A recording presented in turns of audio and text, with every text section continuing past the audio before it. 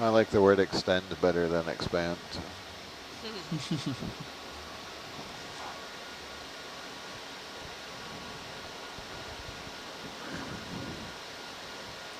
And it looks like the EX did a really nice size box for us.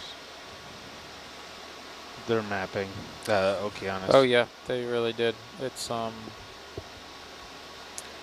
it covers all of the possible areas that, you know, our box is a much smaller portion of the bigger mapped box. If they do extend, Megan, is there a feeling for which way that it will? Yeah, because the prevailing wind and the way that the artifacts were sort of going at the time was to the north and the east. Mm-hmm. We are more interested in the south and west parts of our search box. If you figure it takes the oil a while to get up from the surface, then where they saw the oil at may not have been directly underneath there. Maybe, maybe not. Yeah, hard to tell. 3,000 meters, that's a lot of that's a lot of room to go in different directions. Don't see a ton of current. The weird thing is the current isn't, you know, it's not the entire water column, so you'll have different currents at different depths. Exactly. Yeah. On the post-report, Brogan reported that the debris that they found probably was not directly over the oil slick coming from the bottom, as there was a slight southwesterly wind. Interesting.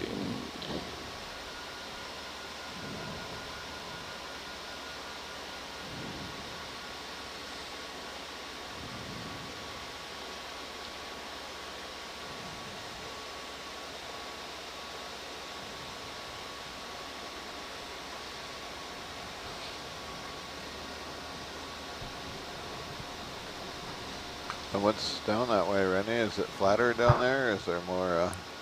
Southeast? Yeah. Southwest. Southwest, I think. Sorry, yeah. I said southeast, but in my mind, southwest was what I was thinking. I get that east and that west. Like there's a backwards all the time. Ridge or a draw. There's a little bit of terrain. Well, I think that it's more the area to the immediate west of all of our lines, and to the so that where you're that area right there, and then a little bit. So basically, just taking that rock area out of the equation. Maybe then also to the south. Yeah, so that bit right there, possibly. But this is up to Michael and Dee Dee, so I might be wrong on that.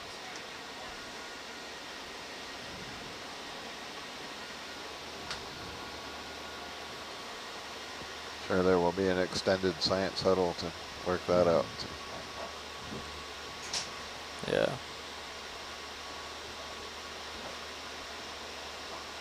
So both those areas are same as this, fairly benign. So. Yeah, I think they'll be all right. Gentle enough that at the speed we're going, won't have too much trouble with Argus. Even the rocky bit wouldn't be terrible, but.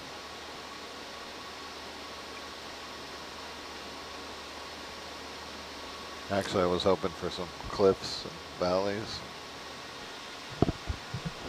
I just really want a big diagonal target to come right Plane-looking through the mezzo. Pretty much. And then into Argus view. Yeah, that would be nice. You can see such. I mean, if there's an angular structure, the scanning sonar, the mezzo is really gonna. I mean, it can tell the shape so well. When we come up on a shipwreck, you can see it in the mezzo. In the mezzo, yeah. Really. The first couple shifts, I was perfect. Didn't take my eye off the mezzo for. Yeah.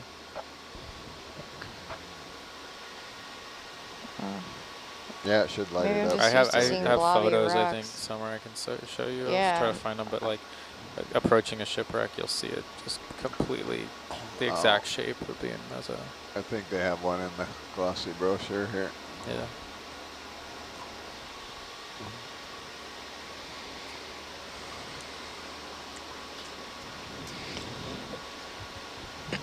Hello, Heather. Thanks for joining us.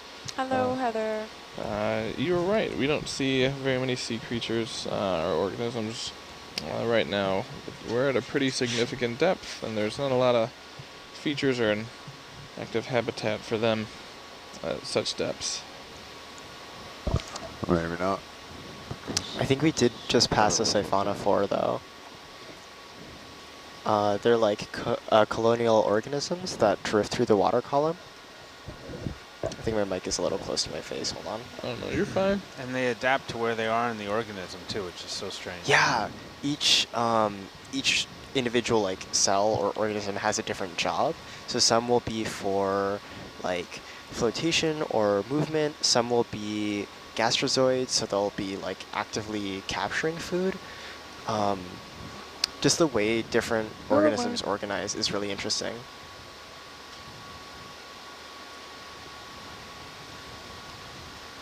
But you can see them as sort of like long, wispy, sort of like translucent organisms in the water column, usually with a larger like main body structure that is like a larger individual. It also looks like line in the water, so it can be terrifying at times. Usually in the sea drive, the stock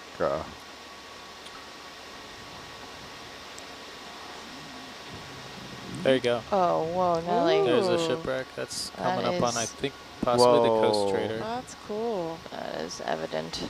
Yeah. That's what you'll see. Give us a plane. It is a pretty remarkably clear outline. Yeah. Yeah. So seeing that would be ideal.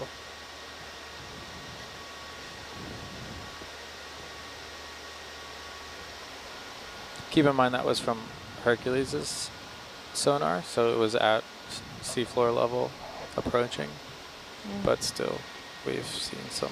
We've just seen the outline of rocks really well here, Yeah. and then seen them come into view, so. yeah, we're actually a good 10 meters. Sweet. If it's Right. sticking up as high as they're advertising it, it should light up nicely. I was having a conversation with Maddie, one of our science communication fellows, and we were talking about how, I think we talked about it up on this watch, can't remember, about how I encourage people who are young to kind of leap out of your comfort zone as early as you can to realize you can do it. And on the flip side of that coin, it's always strange to me when I go back to where I grew up, and there's people that I grew up with there who are doing the same thing. I mean, nothing ever changes. And she said her boyfriend has calls it the wax museum. When you go home and there's people who are basically in the exact same position in life that they've been in for the last 5, 10, 15, 20, 30, 50 years, whatever. Which there's nothing wrong with that. I think there's some people who just have a little bit more of a sense of adventure and change and a dynamic lifestyle.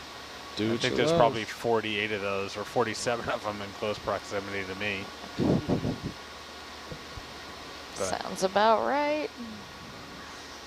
My friend at home And- has never been out of Oregon. Wow. Really? Same age there's as I am. there's people in the world who've never seen Barely the been ocean. out of the county. Yeah.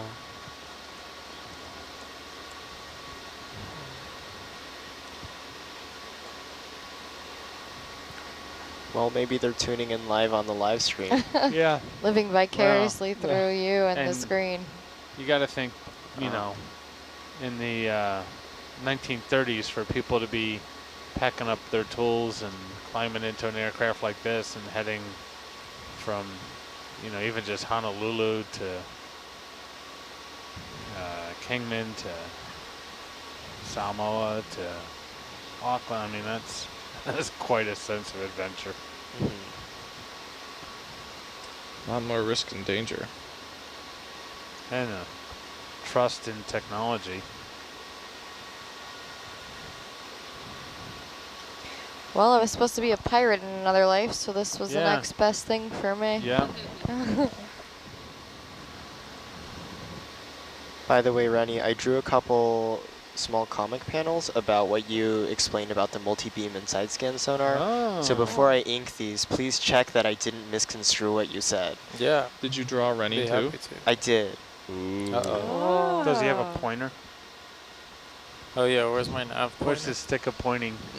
This is so when the back row sees something biology related, they're like, no, it's the one next to this rock, whatever. I just bring this thing up, Yeah. point at it. Because a And when- laser pointer doesn't work on these screens. So. And whenever Rennie feels like the pilots have done something wrong, it's used for a different purpose. I hit them. Nice. Corporal Yes, Summer, I punishment. hit them. Slap. I think I've been beat with that stick. It's a good thing I'm too far away to be reached. Oh, challenge accepted. We can change that real fast. better hope that drawing is accurate. You know those doors to your left open up, the whole wall opens. Insert Wilhelm. Back to the science and the archaeology. Just change your whole perspective on the container, didn't I? It's an ejection seat. Yeah.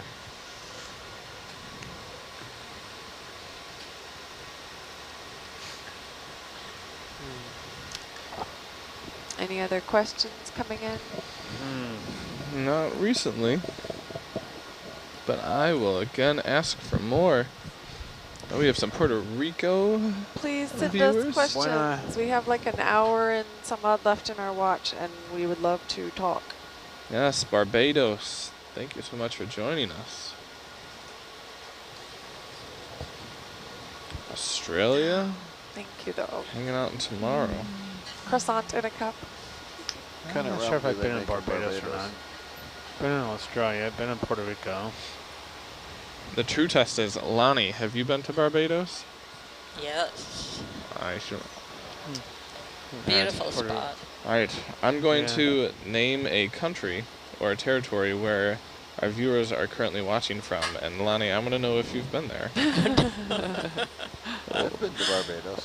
I don't have that many pins on the map. Lonnie, have you been to Denmark? Yes. Have you been to Yes. Finland? Yes. Yes. Have you been to Israel? No. Yes. Ooh. Would like to go. Have you been to Puerto Rico? Yes. Sweden? Yes. Yes. Australia? No. Yes. You haven't been to Australia? No. What? Australia's close. great. That is Turn so the ship surprising. around. Oh my God. You're so Drop close Lonnie now. off. I am close. How about Canada? Yes. Okay. Germany? Yes. Netherlands? Yes. The UK? Yes. The United States? Oh, yes. That's all of them. Oh, that we have Oh wait, on board with us now? we just got Austria. Have you been to Austria? Yes. I just got back from Austria. So, almost everywhere. But not Australia and Israel. Yeah. Those are two countries There's that I still beat time. you in, Lonnie, then. That's good. Oh. I've been to Israel and Australia. Isn't somebody here on board from Queensland? Or I'm thinking of someone else. We don't have any Australians. No, on we board. don't. We have no Aussies? I was just talking to somebody from Queensland. Candyman. Where was that? Oh, we've got a great question coming in from M in Canada. And M, Which province? she did not say, or he, I don't know. Or it just says M. territory? M is in their 4th year in Canada and was wondering where they might get their start in terms of engineering related to the ROVs we work with and our general ocean tech. And before the ROV pilots answer that, we do have a wonderful internship that you could apply to. Yeah, If you go to absolutely. oceanexplorationtrust.com, you can check that out. The applications are not currently open, but later on this either fall or winter should. And unfortunately, Yeah, you're yeah. hitting the wrong watch, because on our other watches, we have a pilot from Victoria on Vancouver Island in British Columbia. And we also have a pilot on board from St. John's, Newfoundland as well, who might be able to give a more Canadian answer. Yeah. But these pilots are also awesome. Yeah. So Just because they're not Canadian. Yeah. If you're looking for Canadian-specific resources, maybe check back and ask those guys. But otherwise, generally, hit it, guys. Yeah. What's your advice to this aspiring ROV engineer?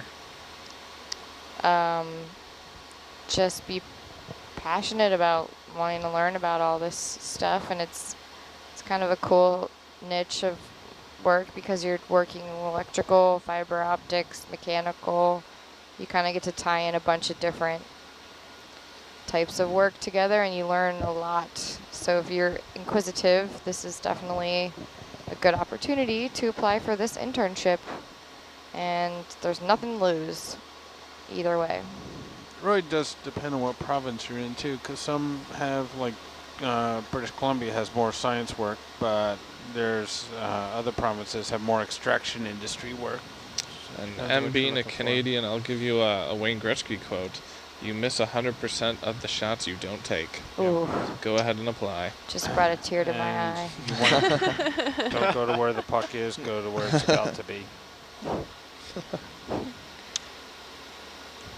And then also just to jump in, I know there's like the May ROV competition. Yeah, those are huge. That's the Marine Advanced Technology Education. And it's basically you build an ROV and compete with it. So you could either look to see if there's a team maybe at a nearby university or at yours. You could even start one, though in 4th year it might be a little bit late for that, but you could still try. And there's a lot of great resources online. You can even look at like what previous years have done because all of their documentation is posted online as part of the competition. Marine Technology Society, if there's a chapter in your city or Yeah. You could, if you want to start off a little simpler, you can build a sea perch or Google ROV in a bucket. And there is a wonderful step-by-step direction about how to make your own ROV for about $100 worth of material in PVC pipe. If you're a francophone, there's the French firm Infirmier, which is a government cooperative venture that could certainly take a look at them as well. All right, Dr. Megan, I will hit you up with a question, but I'm only asking this since it's coming from Heather. Does it worry that you haven't really found a clear plane yet? No, it does not worry me. Thanks very much for asking. Ditto. We still have a lot of time left, and we still have some spaces to search. So we're going to truck along and find an airplane. Heather, you don't dare question her archaeological skills, do you? I don't think that I'm using any archaeology skills to especially find this yet. I think that my portion will come later. For the sake of this argument, we will say that you are. Okay. All right. Sorry. This manufactured family argument. It's on. I like Donkey Kong.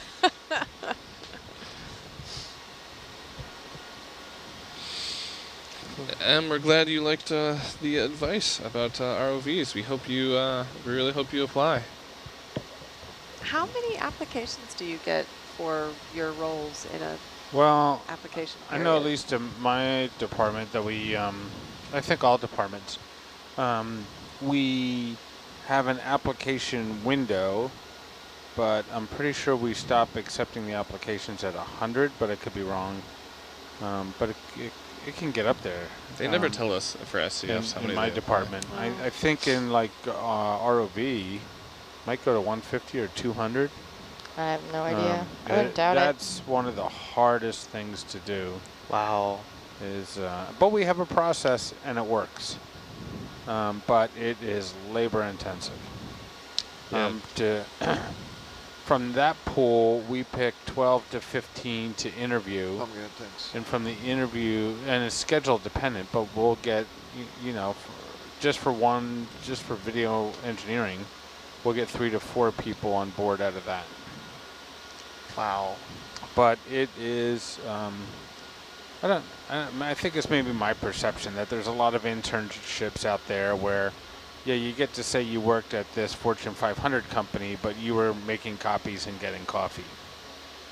Or there's other internships where they're like, yeah, we need an intern because we want to make a video. And our company manufactures head gaskets, but we need you to make this video as an intern. And it's really just trying to get a free service from somebody. And whereas here, we offer our interns a monthly stipend that should be more than enough to cover their bills back home. We have absolute learning objectives for them, and we take on a mentoring role, and it's a very different type of a relationship. Our mission is to serve these interns and their careers, and not the inverse. It seems like there's quite a few interns who've come back and. Oh yeah. Yeah. You guys and that's frankly the hardest part. Is I have a great group of contractors that I use to staff this vessel in particular. And I could easily staff a whole nother vessel. I could have 2 out at sea, if not 3 at a time. And every year I bring these interns on board, and there's some that are just fantastic, and you want to add them to that pool. But the number of opportunities to go to sea is not expanding as quickly as the pool is. And so it really becomes difficult. However, there's people who, you know, life changes as you get older, you marry, you have children. Your ability to just say, yeah, I'm going to go to a remote corner of the planet for 6 weeks becomes much harder. So it's a challenge. I've, in the short amount of time I've been managing here, I've only brought back 3 interns. Wow. Yeah. Since the time I first was on in 2015, I've had 3 houses, 3 different jobs, lived in 2 different states, and had a master's degree and 2 kids. Yeah. Sometimes you just have to. Yeah, roll with it. You gotta do what you can. And our Canadian friend Emerson is from Toronto. Oh, there you go. Well, it's centrally located. That's where so many people live. Now, I think we've talked about this before, Dr. Megan, but the possibility of the wreckage having flown to the bottom is pretty remote. There are some people who say that a wing structure will glide miles, hundreds of miles. I say no. Especially if you have a wing structure that has very, very heavy engines on it, it's going to drag that wing structure by its leading edge down through the water column and not allow it to have any gliding action. Right. If the aircraft that crashed was a glider, then I would buy the gliding. Well, the reason behind that is that most of the time if you have a ditching that is successful, it's because you've emptied the wings of fuel. And if you have an empty wing, it's like a giant float. But once you get water in there, which is pretty quickly, and you have those engines working on it, I mean, you're still going to go straight down. This sounds like a wonderful opportunity for another thesis. Some experimental archaeology. That would very experimental, very expensive experimentation. Step 1, find plane. Yeah. Step 2, throw it overboard. For our viewer in Toronto, in Labrador and Newfoundland, I think Oceaneering does a lot of work with ROVs there if you're interested in industry work. And I don't know, where else have you've done Canadian work, Dan? Where else? You've done work in BC? Yeah, all over the Do you work on the East Coast at all? Yeah, done work out of Halifax, been in and out of St. John's on both science vessels and commercial vessels. Yeah. Anywhere there's oil and gas, there's ROVs. Yeah, exactly. Construction vessels. There's also hydroelectric work in BC as well. I don't know about there's a lot like of Alberta, but there's a lot of wind turbine farms being put in at the moment. There's a lot of geotechnical work happening for said wind turbine farms. They were just doing some random areas, and now they're doing every single structure because some of them didn't survive as well as they thought. So there's all the infrastructure to Canada has any nuclear power plants, but they sometimes use ROV for inspection work. Yeah, that's this craft. The manipulators was like. Oh yeah. I'm pretty sure that's how they started. Was they were using, they built the arms. Correct me if I'm wrong, because Dan, you probably know more. But pretty sure they started. They made the arms.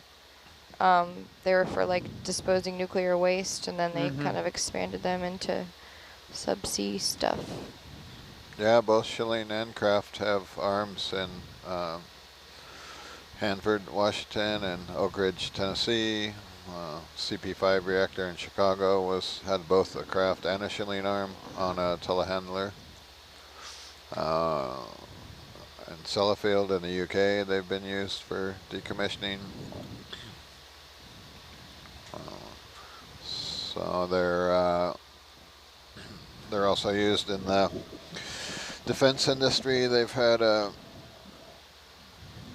manipulators on, back in the 90s they had one on a Honda Odyssey running around Sandia National Labs, harassing the scientists, but we've had them out at Fort Bragg on Humvees. That's weird. Yeah. Does Kraft also make the appendages or arms that go along with a lot of those bomb robots? I don't think so. I don't know. They've probably the ones you're thinking about. No, the ones you currently see are they're a kind of a 4-bar linkage one that deploys in and out of the robot, out of the tracked robot. But they have had ones on robots that run out, and they'll take samples or look for unexploded ordnance. They can go into an area and swipe to look for isotopes or other things that a human couldn't survive. Those Boston Dynamics robots that they've been. Oh man, those are just trippy. To watch those things. They like. Google bought them, didn't they? I don't know, but the videos and you're just like they can recognize objects and like stuff of nightmares, but it's also this. Yeah. Here comes noise in your signal. Okay, never mind. It was a rock or something out of frame. I just thought it was a. Now it's gone. There you go. Noise over. Not too bad. Ruined. It's comical to watch those things fall over, etc. They don't even like those guys go push them down and they like correct and they auto balance. Yeah, they like kick them around. Yeah. And then like you see them when they get they're like bend down to pick up a box. I'm sure they've got all kinds of sensors, acoustic, laser, whatever, cameras, and they like sense the box and they pick it up. The guy will kick the box away and it'll stand up and like reposition itself to pick up a box. You're just like, man, there's gonna be a whole warehouse full of these soon. And Jeff and I, one of the other video engineers, we were at a trade show in Las Vegas in the spring, and we had a self-driving lift car. What? Wow. Yeah, we're not too far away. Lyft is getting into self-driving cars? Isn't Uber already working on that too? It's already kind of maybe it was Uber. Hold on. Because wasn't there an maybe accident? it was Uber. Maybe it was Uber. Was that Google? So Ubers keep crashing. Doesn't it get really close to another car before it brakes? No, it seemed to be pretty cautious, but it was weird because it doesn't just go. It's like changing lanes and working its way through traffic. Wow. And it's funny because Jeff and I got in and they give you the whole preamble thing, which includes no photos, no video. But they have a large screen that's displaying raw LiDAR data. And so you ask them, is that like the raw LiDAR data? And they're like, how do you know that? And at one point I asked something about the computer program they were running, and the guy kind of closed it. There's 2 people in there. We gotta who get are this guy out of here. And He knows too much already. The guy I was Corporate asking espionage looked at the ad. driver, who was clearly the supervisor, or the guy sitting in the driver's seat to take over if something went wrong. And like, can I answer that? And he's like, well, he can see it, you know. But it's kind of now it's a little bit cheating because it's in Las Vegas. So what they've done is they've taken a pretty reduced geographical area, and they've pre-mapped it and pre-mapped all the lanes that the cars can travel in, et cetera, and you can see that superimposed as well. So it's not out in the wild per se. But they're actively mapping that all the time now, gathering all that data into databases.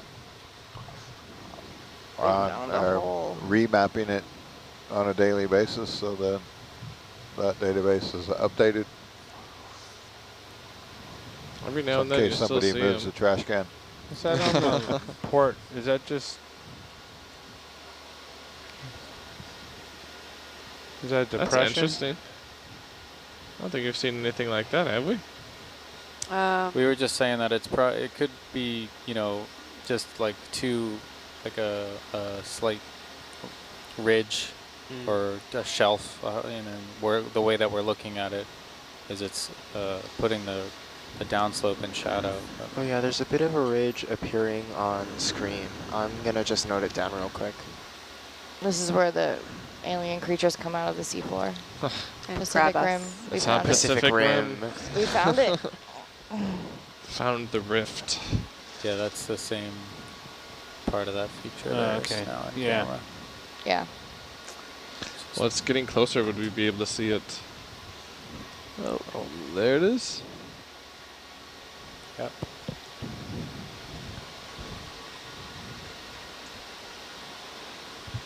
That is not nearly as impressive on camera as it was on the sonar. Ah, so It you're just learning. goes to make you show, yeah, like if there's going to be something, it'll be pretty evident, I think. Not that we haven't seen some. Well, like we Interesting. were saying, we just don't know in how many pieces it is or Yeah. anything. So there's been some reasonable targets, but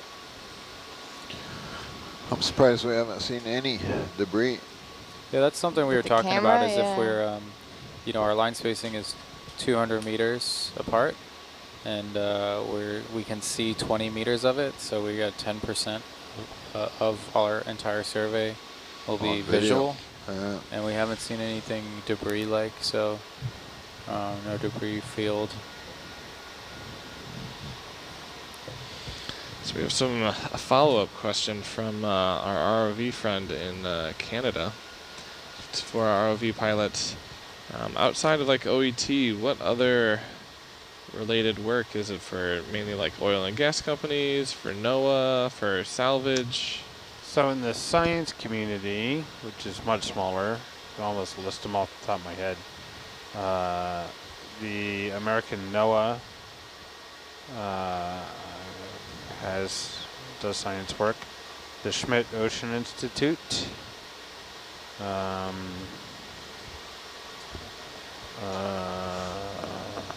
Nautilus.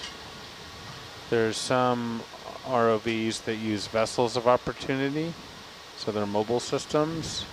Woods Hole Oceanographic Institution has a ROV that goes around.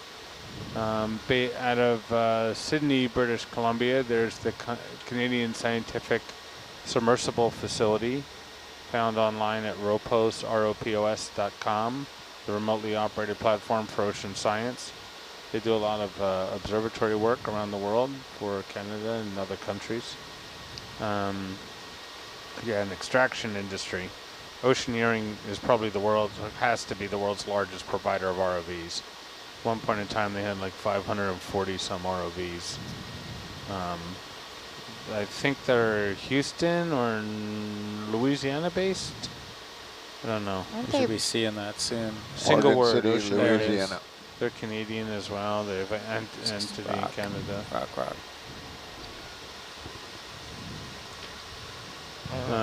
Mike Hannaford, who's on the watch after us, I think. Yes. He did work in Canada for the extraction industry before transitioning to science. He'll be on in an hour.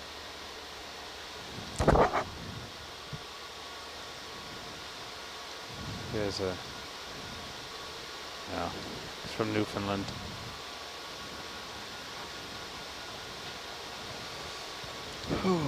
My wife and I went up last February to visit Mike in Newfoundland and hang out. Middle of winter, beautiful. Only cold weather vacation we've ever taken. And then went to Montreal after that for a bit. I think you mentioned that. Yeah, big fun. Yeah.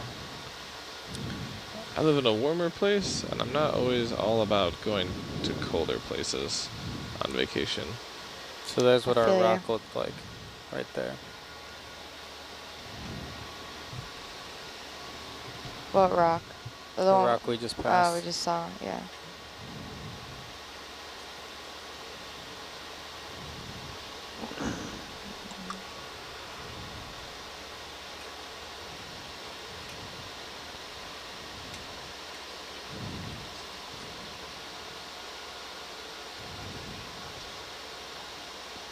Say, what?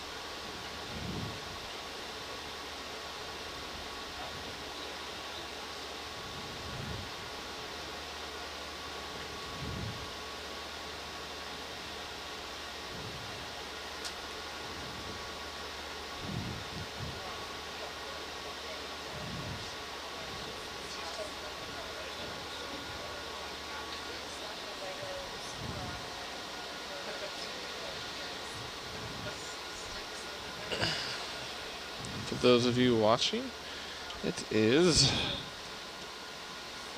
nice and early here in American Samoa. It's 3:12 a.m. We are continuing our search. Thanks to our viewers in Barbados, Denmark, Finland, Israel, Sweden, Australia, Netherlands, Austria, Germany, Canada, the UK, and the US.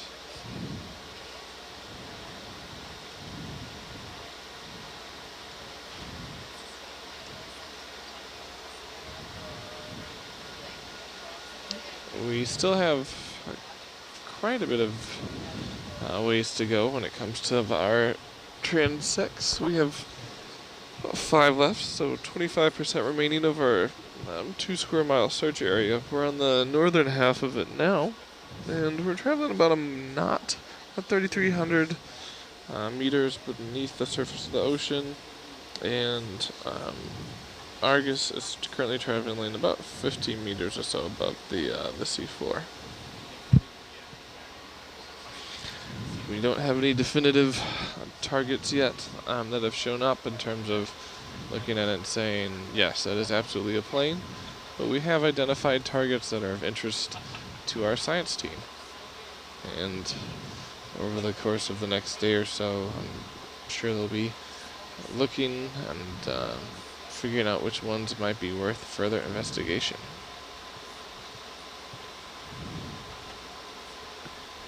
Until then, the Samoan Clipper remains a mystery in terms of its location and its state.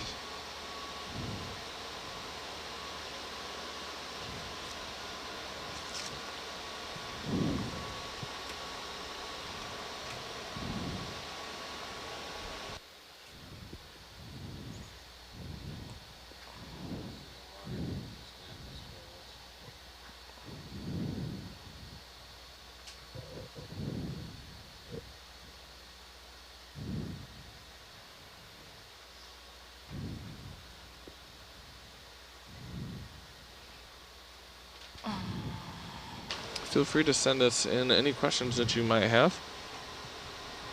We are still only diving with Argus. We're using its side scan sonar, our Edutech side scan sonar, to make those images that you see in channel 1.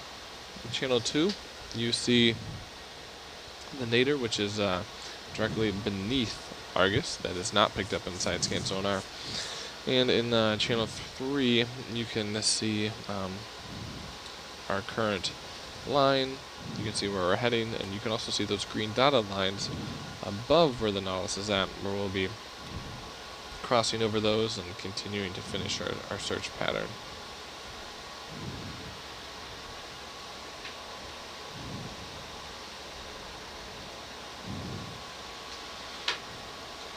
If you have to step away and you want to keep up to date with our expeditions and especially our dives, you can follow us on social media at EV Nautilus. You can also sign up for newsletters on nautiluslive.org so you can continue to follow along with us and explore. And even better yet, if you are interested in learning more or you're an educator, you can check out the free education resources that exist on Nautilus Live's website. 100% free. Just create yourself a simple login, and then you hop in and you enjoy all the wonderful educational opportunities that we have to offer.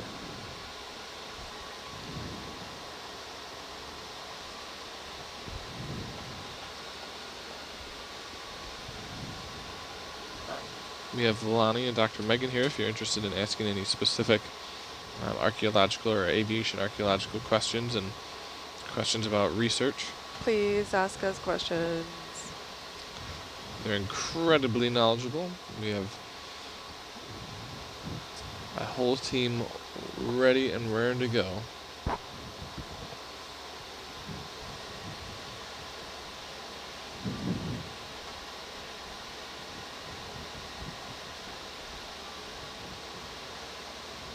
"45 minutes left in this watch."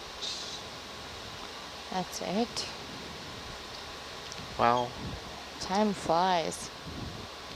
I'm not going to say that I'm not counting down till when I can get back into my bed. 45 minutes left for the Simone Clipper to show up. That's right. Just for There you us. That's right. Yeah. This line's not done yet. Because we're the best watch. We are the best watch. I'll be back up here for a half hour at about 6:30 to cover Valeria. Because I can't get enough. I don't have anything, I mean, like I have my regular job to do, but I don't have anything special. Well, I better not talk too quickly. Like yesterday, There's still time, Ed. I got to bed at like 8 maybe? Mm-hmm. I would like for you to zoom right now. Zoom? Yeah. Got it. See, you're needed. Oh, there you go. That noise was because of summer.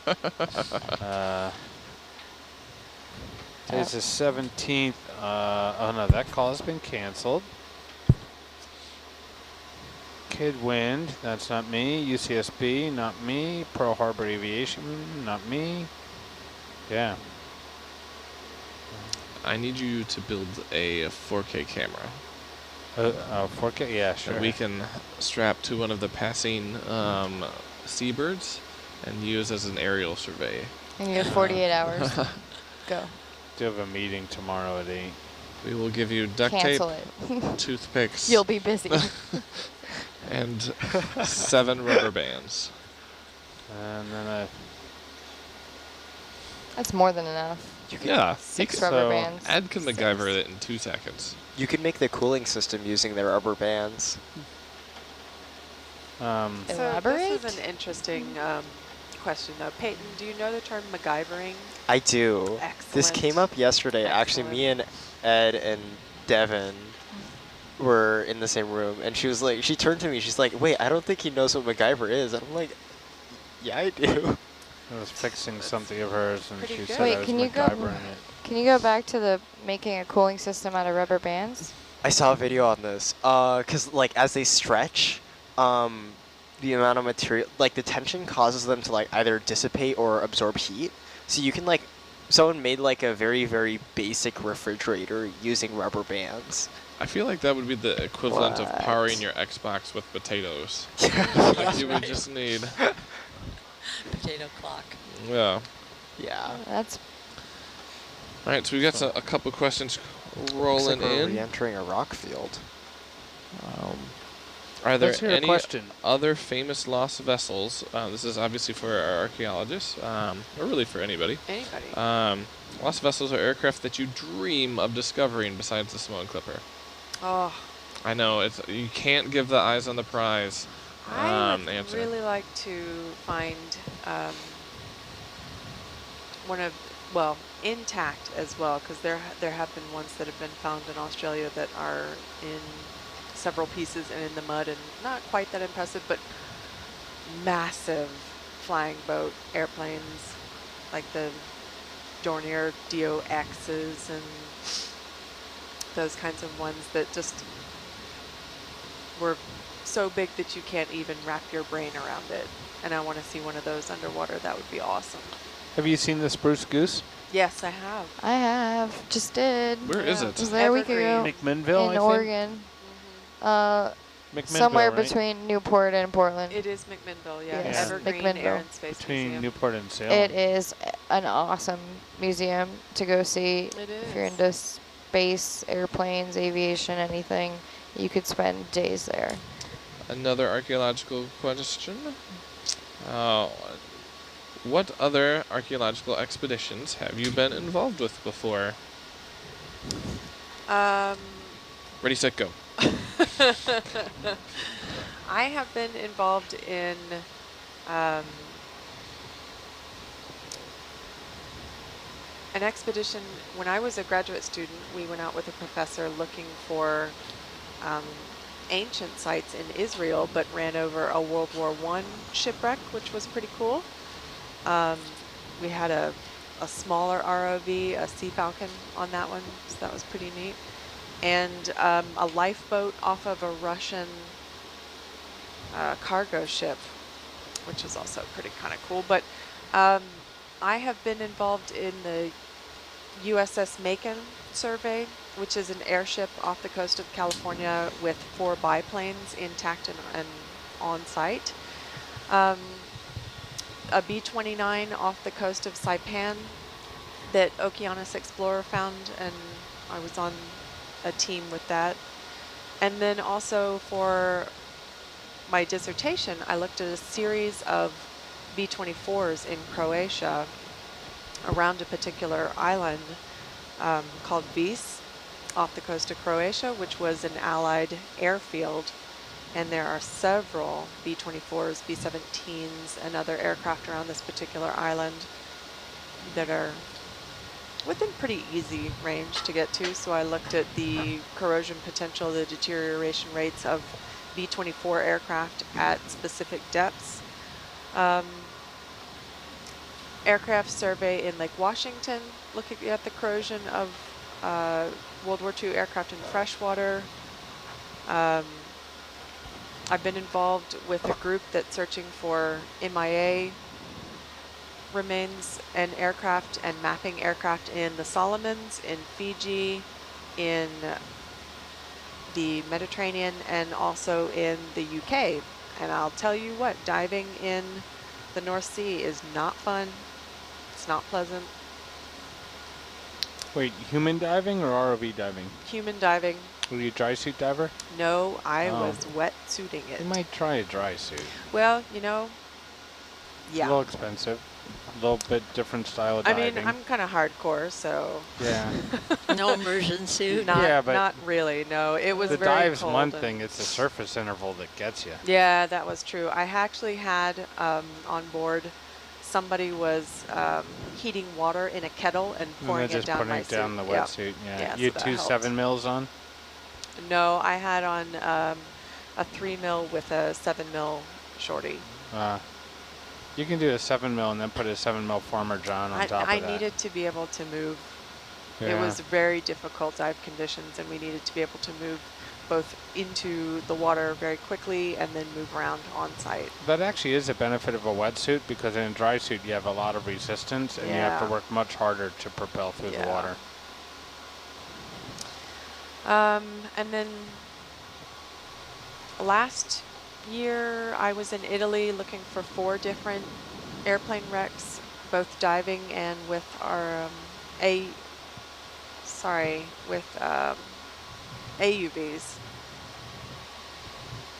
Great tools. Yeah. And then I've been a part of the team for the USS Independence, and the aircraft that were found in that hangar.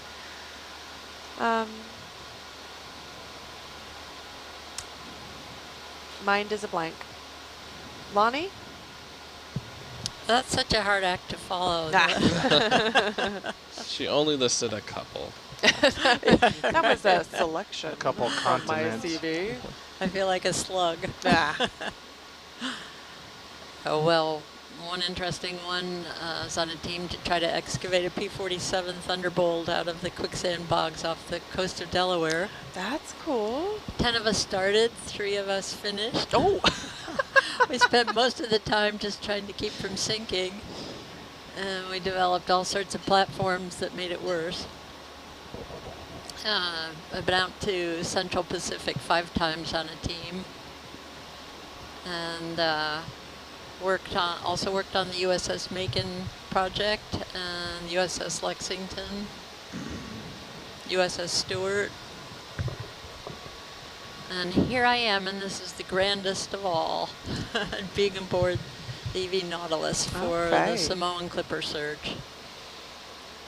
It's an incredible crew, fantastic team. Everybody's a professional. Everybody's focused on the mission, and it is an extraordinary privilege to be here.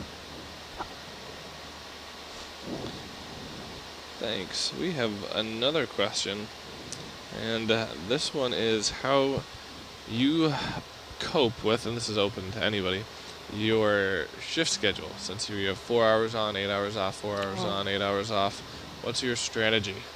I stayed up from our last watch, and I was going to go to sleep after this one, and I'm regretting that decision. I think most of the people who are on the boat for an extended period, if those break periods that you have 2 of them a day. On one of those break periods, you get what we call our big sleep.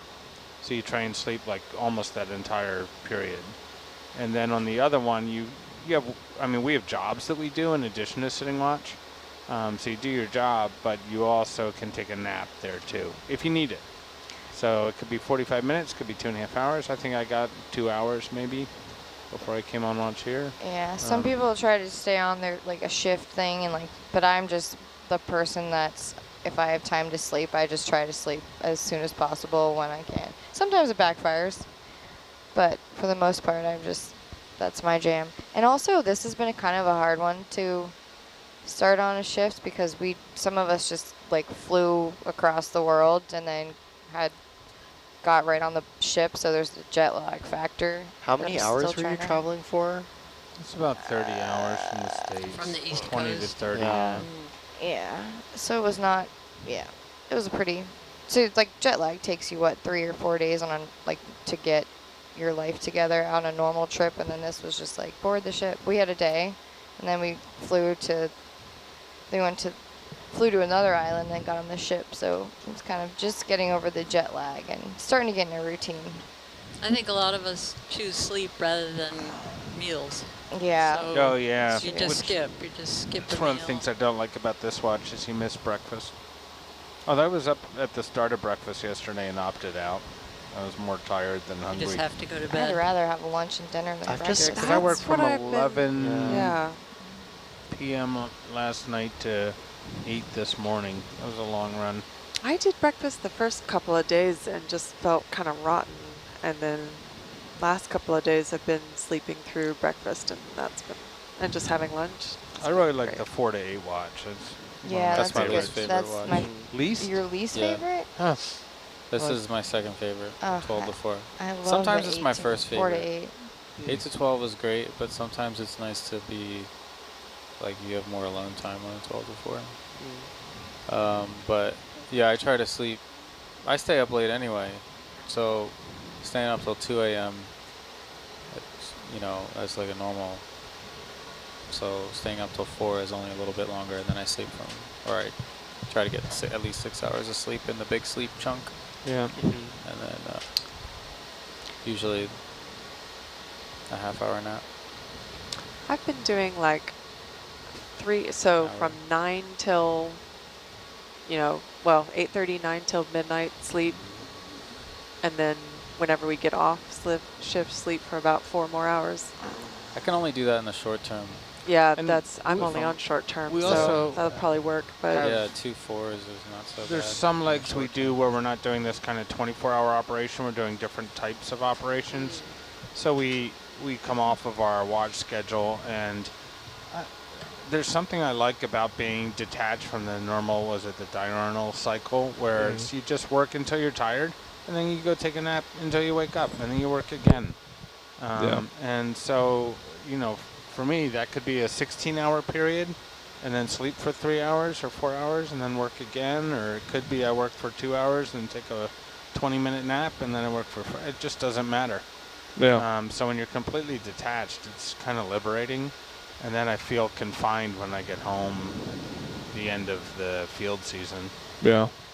The hard part is there's other missions we work on. I work on for other entities, different boats. Yeah. And there'll be one of me instead of 3, and so you do work 15 to 20 hours a day, and you sneak in a couple 2-hour naps.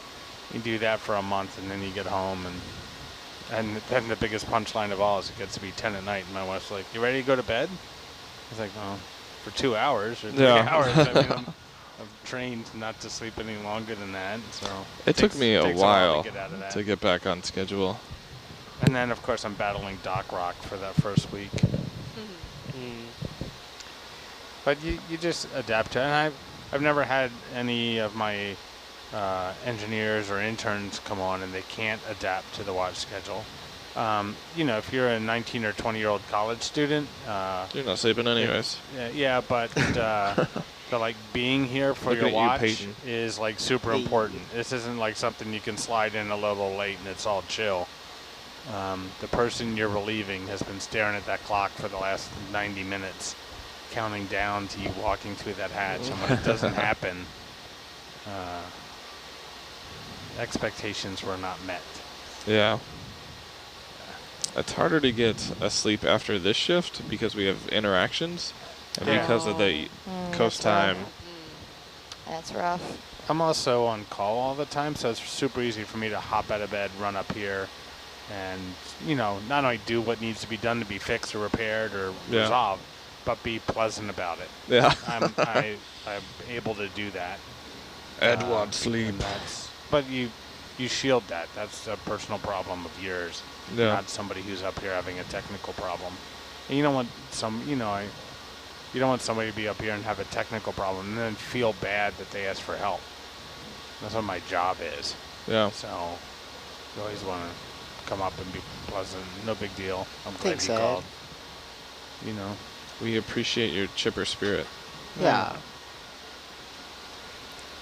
It's been weird for me because I'm much more of a morning person. So I've still been like waking up around 8:15 and going to breakfast and then just kind of staying up until 12.